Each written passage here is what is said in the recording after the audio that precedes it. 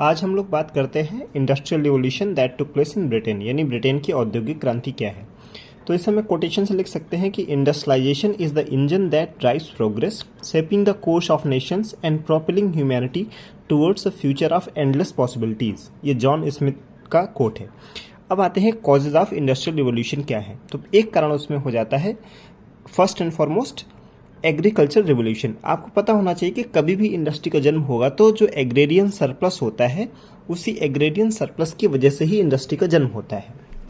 तो agriculture revolution में क्या हुआ कि टेक्नोलॉजिकल एडवांसमेंट होता है, या हम कहें फार्म मैकेनाइजेशन होता है। तो फार्म मैकेनाइजेशन की वजह से क्या होता है, जैसे स्टील प्लाउज बने एंड प्लाउ बना, मैकेनिकल सीड ड्रिल्स बना। इससे एग्रीकल्चर एफिशिएंसी में इंप्रूव हुआ, फूड प्रोडक्शन बढ़ा, और जब फूड प्रोडक्शन बढ़ेगा तो सरप्लस आ जाएगा, जहाँ सरप्लस आएगा तो फिर इंडस्ट्री को जन्म देगा।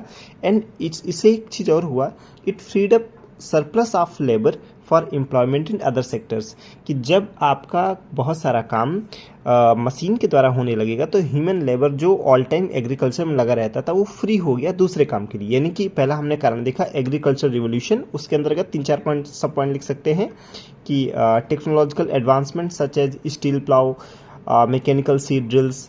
इससे क्या हुआ, इससे एग्रीकल्चरल एफिशिएंसी बढ़ी, फूड प्रोडक्शन बढ़ा and freed up surplus of human labour for employment in other sectors.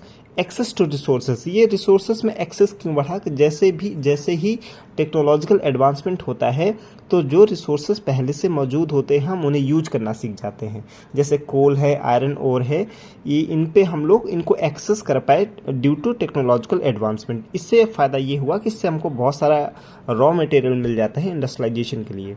ठीक है, फिर हम देखते हैं टेक्नोलॉजिकल एडवांसमेंट। जैसे आप देखते हो inventions like the steam engine, spinning jenny, power loom, इन्होंने भी रिवॉल्यूशन को हेल्प किया। इनोवेशंस, नेक्स्ट आता है इनोवेशंस, कि जहाँ इनोवेशंस होंगे तो वहाँ पे क्या होगा, आपका मैकेनाइजेशन बढ़ेगा, जहाँ मैकेनाइजेशन बढ़ेगा वहाँ पे क्या आ जाएगा, इकोनॉमी ऑफ स्केल आ जाता है।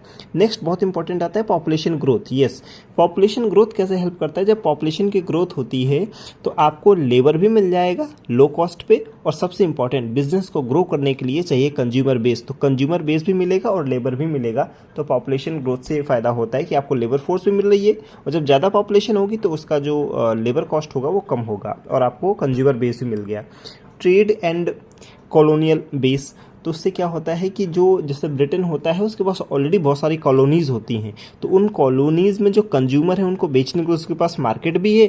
अब चूँकि उनका उसने पॉलिटिकल कंट्रोल भी कहीं ना कहीं कर रखा है तो बहुत औने पौने दाम पे वो लेबर भी यूज कर लेता है।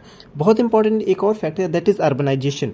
जब रूरल से अर्बन की ओर जो माइग्रेशन होता है, जिसकी वजह से क्या हुआ, उसको शहरों में ही जहाँ प्रोडक्शन हो रहा है वहीं पे उसको कंज्यूमर भी मिल रहा है और एक चीप लेबर भी मिल जा रहा है। फिर हम देखते हैं कि एक और रीज़न है, वो हम कह सकते हैं कैपिटल इन्वेस्टमेंट, कि जो ब्रिटेन में जो पैसा होता है वो ऐसा नहीं सेठ के पास होता है। सेठ और इंटरप्रेन्योर में एक अंतर होता है। जो सेठ होता है वो पैसे को क्या करता है, होल्ड करके रखता है, लेकिन जो जो इंटरप्रेन्योर्स होता है वो बिजनेस को इन्वेस्ट करता है ताकि मल्टीप्लायर इफेक्ट क्रिएट किया जा सके, यानी कि 1 रुपया लगाया जाए तो 2.5 से 3 रुपये उसमें मिले।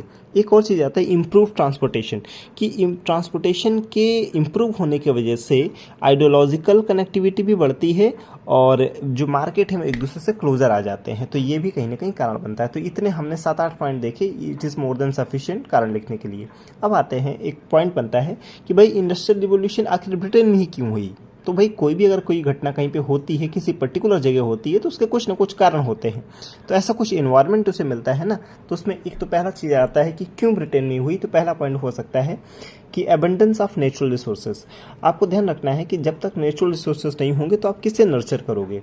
तो क्या चीज़ जैसे नेचुरल रिसोर्सेज में है ब्रिटेन में, तो आप देखते हो वहाँ पे कोल है और आयरन ओर है जो पर्याप्त मात्रा में है, और जब आयरन ओर होगा तो वहाँ पे आपको मशीन बनाने में हेल्प करेगा, जब कोल होगा तो आपको पावर मिलेगा। तो आपको इंफ्रास्ट्रक्चर क्रिएट करना है तो आपको आयरन ओर चाहिए, अगर आपको इंडस्ट्रीज़ को एनर्जी सप्लाई करनी है तो आपको कोल चाहिए। दूसरा आता है सो मनी कॉलोनीज, तो उसके पास बहुत सारे उपनिवेश थे, जो बहुत सारे उपनिवेश हुए तो वहाँ से क्या हुआ, उसको रॉ मटेरियल बहुत सस्ते दाम पे मिल रहा है, उसको चीप लेबर मिल रहा है, उसको टैक्सेशन का बर्डन बहुत ही कम है चूंकि उन्होंने खुद ही अपनी कंट्रोल बना लिया है, और उनके पास एक मार्केट भी है जहाँ पे वो अपने फिनिश्ड प्रोडक्ट्स को सेल कर सकते हैं।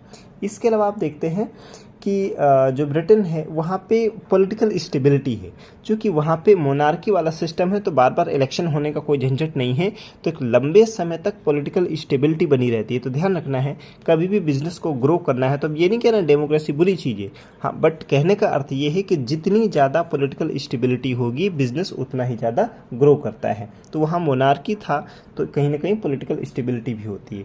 एक और चीज़ देखते हैं हम लोग कि क्यों वहाँ हुआ, क्योंकि वहाँ पे अर्बनाइजेशन बहुत फास्ट होता है। जब अर्बनाइजेशन फास्ट होगा तो पीछे भी हमने पढ़ा, आपको चीप लेबर मिलेगा, आपको कंज्यूमर बेस मिल जाएगा। इसके अलावा आप देखते हो कल्चरल एंड इंटेलेक्चुअल क्लाइमेट, वहाँ रेनेसा का जो इम्पैक्ट होता है 14th सेंचुरी से 17th सेंचुरी तक जो इटली और फिर पूरे यूरोप में फैला, उसकी वजह से कहीं ना कहीं साइंटिफिक टेम्परामेंट और ह्यूमनिज्म, रेशनलिज्म, ये जो आइडियाज़ हैं ये प्रोपोगेट होते हैं, जिसकी वजह से कि इंटेलेक्चुअल क्लाइमेट शुरू आता है, और यही जो इंटेलेक्चुअल क्लाइमेट ये इंडस्ट्रियल रिवोल्यूशन को फ्यूल होता है। एक और हम कारण देखते हैं कि इनोवेशन इन एग्रीकल्चर, ब्रिटेन में एग्रीकल्चर में बहुत एडवांसमेंट होता है जिसकी वजह से उनका एग्रीकल्चर में एफिशिएंसी आती है, सरप्लस प्रोडक्शन होता है, और उससे ह्यूमन जो लेबर फोर्स है वो फ्री हो जाता है दूसरे के काम करने के लिए। तो ये कुछ हम देखते हैं कि क्यों ब्रिटेन में ही हुआ। अब हम देख लेते हैं कि इसका इम्पैक्ट क्या हुआ, तो impact all over the world होगा और इंडिया स्पेसिफिक भी देख लेंगे। तो पहले देख लेते हैं कि impact of industrial revolution on over the world. तो पहला हम देखते हैं इकोनॉमिक इम्पैक्ट क्या है, कि जैसे इंडस्ट्रियल रिवोल्यूशन होता है तो हमारा जो कैपिटलिज्म है उसको बहुत ज़्यादा प्रमोशन मिलता है, अनप्रेसिडेंटेड इकोनॉमिक ग्रोथ, इसके साथ जो इकोनॉमिक ग्रोथ है वो भी बहुत तेज होती है। और इसके अलावा क्या होता है कि जब लोगों के पास काम होता है तो वेजेस मिलते हैं, जिससे उनका जो स्टैंडर्ड ऑफ लिविंग है वो भी कहीं ना कहीं इंप्रूव होता है। तो इकोनॉमिक इम्पैक्ट में हम तीन चीज़ें देख सकते हैं, शिफ्ट टू कैपिटलिज्म है, अनप्रेसिडेंटेड इकोनॉमिक ग्रोथ है, and increased standard of living है। ये हो गया हमारा इकोनॉमिक इम्पैक्ट। अब आते हैं सोशल इम्पैक्ट क्या है। सोशल इम्पैक्ट में it accelerated the pace of urbanisation, second emergence of new working class, वो लेबर के रूप में, and third prevalence of child labour. ये निगेटिव चीज़ है कि उनको जो कैपिटलिज्म है इसका एक चीज़ है कि it works for the motive of maximising their profit, उन्हें कोई फर्क नहीं पड़ता बच्चा काम कर रहा है बूढ़ा काम कर रहा है, कम से कम पैसे में काम करो, दैट्स इट। एक और हम चीज़ इम्पैक्ट देखते हैं टेक्नोलॉजिकल एडवांसमेंट, कि जैसे इंडस्ट्रियल रिवोल्यूशन होता है पूरी दुनिया में इंक्लूडिंग ब्रिटेन बहुत ज़्यादा टेक्नोलॉजी में एडवांसमेंट आता है, जैसे नया ट्रांसपोर्टेशन सिस्टम बनता है, नई मैन्युफैक्चरिंग प्रोसेस बनते हैं, स्टीम इंजन आता है, मैकेनाइज्ड प्रोडक्शन होता है, फार्म मैकेनाइजेशन बढ़ता है। ग्लोबल इम्पैक्ट में अगर हम और चीज़ देखते हैं, इससे इंटरनेशनल ट्रेड बढ़ता है, लेकिन इससे कॉलोनाइजेशन भी बढ़ता है क्योंकि ज़्यादा से ज़्यादा मार्केट चाहिए, and spread of industrialization to other parts of the world including India, but later on it led to the deindustrialization of India।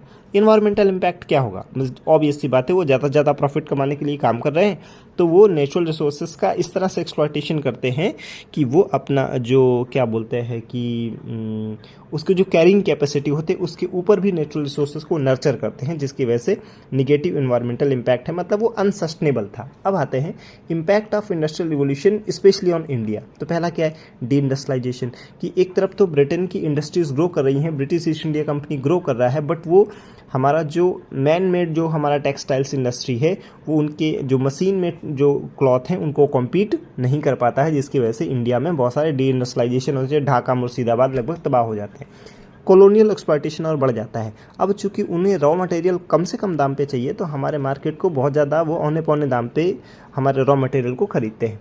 Urbanisation भी बढ़ता है कि आप देख रहे हो कि जो इंडस्ट्रियल रिवोल्यूशन है तो ज़्यादा जो फैक्ट्रीज़ हैं वो अर्बन एरियाज़ में लगी हैं, तो गांव से लोग माइग्रेट करके शहर आ रहे हैं, तो अर्बनाइजेशन भी हो रहा है। क्लास डिवाइड, यानी एक रूलिंग क्लास है ब्रिटिश ईस्ट इंडिया कंपनी वाला, और ये जो लेबर क्लास है जो गांव से माइग्रेट होकर गया है, इनकी बहुत हार्श कंडीशन होती है जहाँ ये रहते हैं। एक और हम देखते हैं impact on art and literature, ठीक है। अब हम ये भी देखते हैं कि जो इंडस्ट्रियल रिवोल्यूशन का इम्पैक्ट है वो हमारे लिटरेचर और आर्ट में भी दिखता है, ठीक है। लेकिन इसके साथ एक रेजिस्टेंट मूवमेंट भी आता है, क्योंकि जो लोगों का सपना था कि इंडस्ट्रियल रिवोल्यूशन आएगा तो इसका बेनिफिट सबको मिलेगा, बट ये बेनिफिट सबको नहीं मिलता है, जिसकी वजह से एक रेजिस्टेंस मूवमेंट भी शुरू होता है। आई होप इसके सारे डायमेंशन को आप समझ गए होंगे। बस इतना ही था।